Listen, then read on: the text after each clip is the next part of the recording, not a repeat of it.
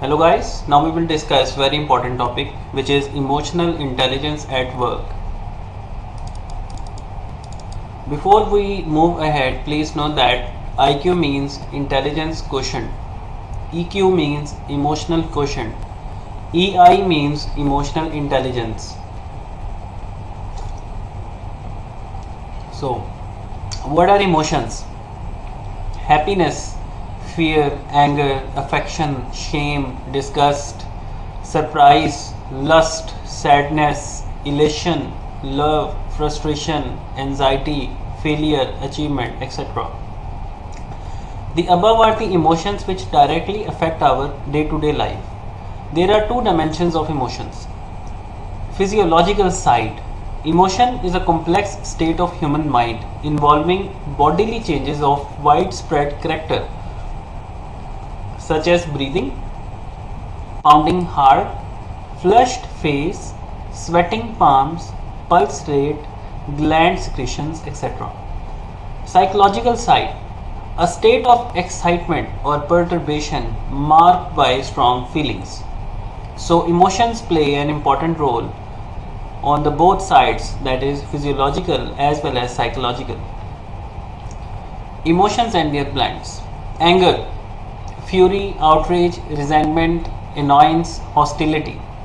Love, acceptance, friendliness, trust, kindness, infatuation.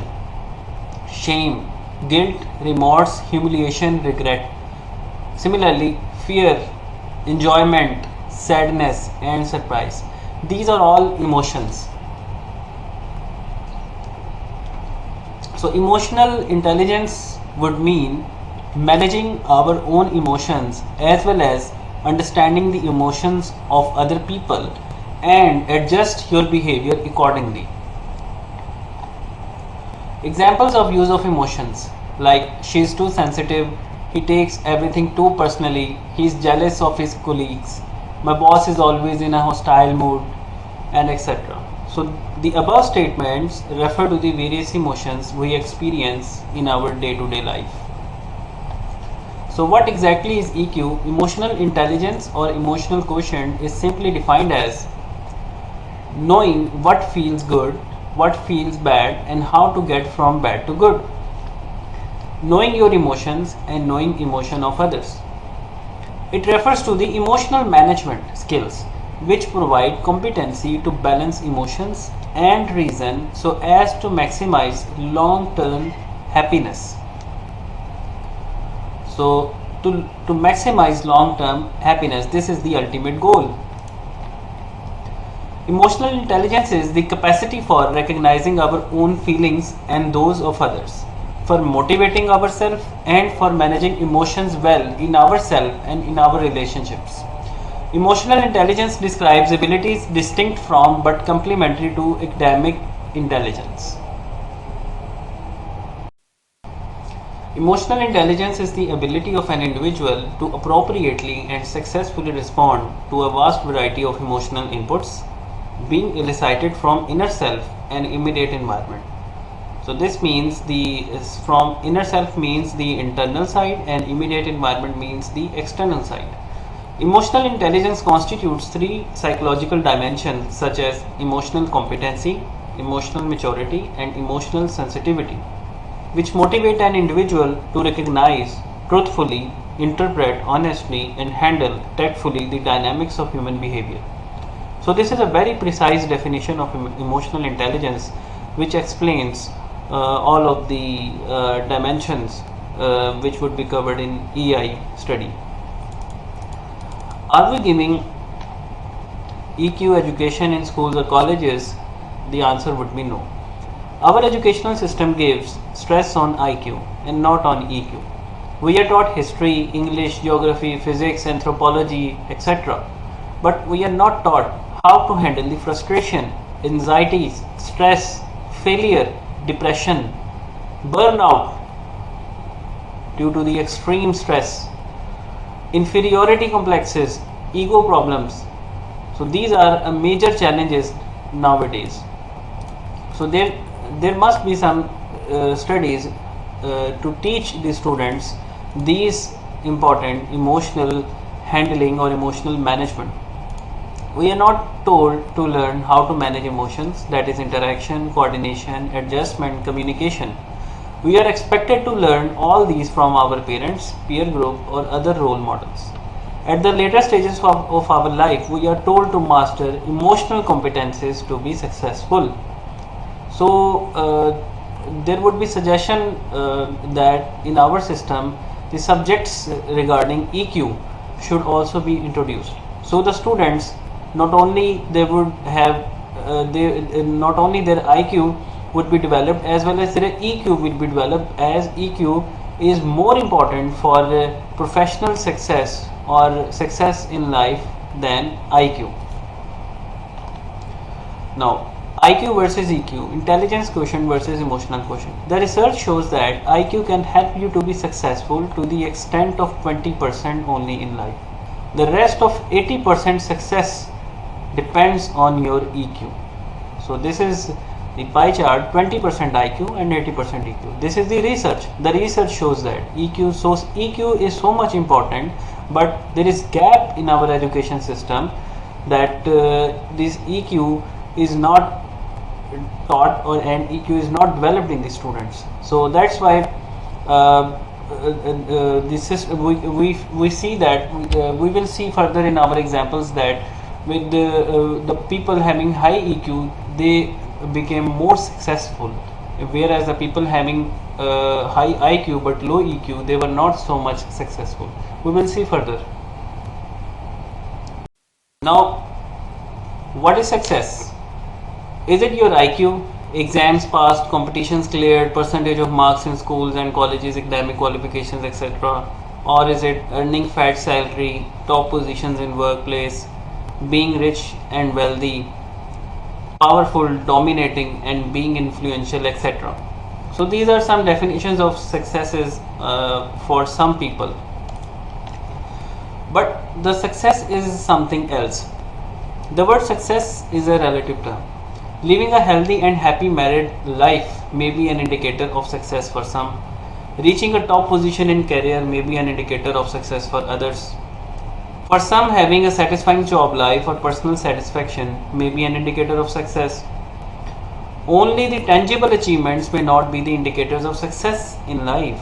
Many a times, non-tangible performance or achievements may be termed as successful.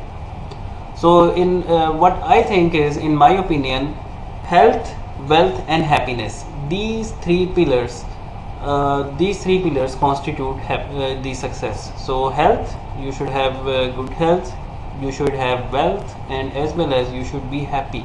So these three things will make a person successful, in my opinion. Now, IQ gets you hired, whereas EQ gets you fired or promoted. So both are required for professional success.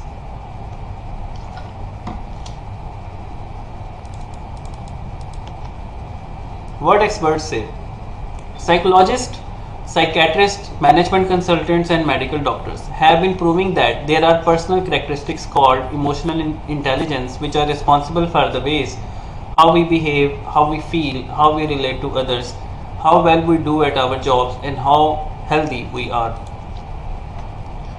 Emotional intelligence tendencies can result in being uncomfortable with other people, not being happy with your job, not succeeding at your job, and even being physically and psychologically unhealthy with stress related problems, or not having satisfactory interpersonal relations. Like IQ, it relates to your head, and EQ, it relates to your heart. So this makes your personality. So thinking part is your and feeling part. So both ultimately depend upon your EQ. So characteristics of a high EQ person. So these are all characteristics of a high EQ person. For example, a time to wait, a time to watch. There is a time to be aggressive and a time to be passive, a time to be together and time to be alone. So we see that a high EQ person knows how to manage his emotions and how to manage his life.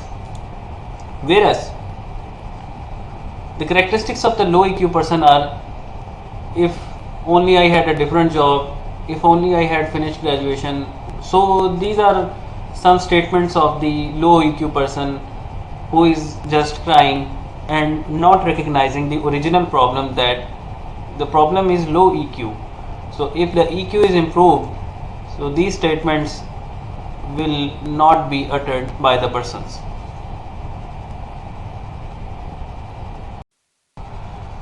Two viewpoints about EQ. Traditionalists say that emotions distract us, increase our vulnerability, cloud our judgment, inhibit free flow of data, must be controlled.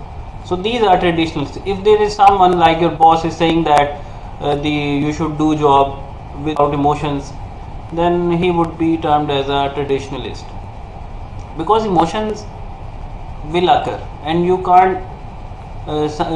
can't simply remove them from your personality. High performance say that emotions motivate us, they increase our confidence, they speed our analysis, they build trust, they provide vital feedback and must be managed.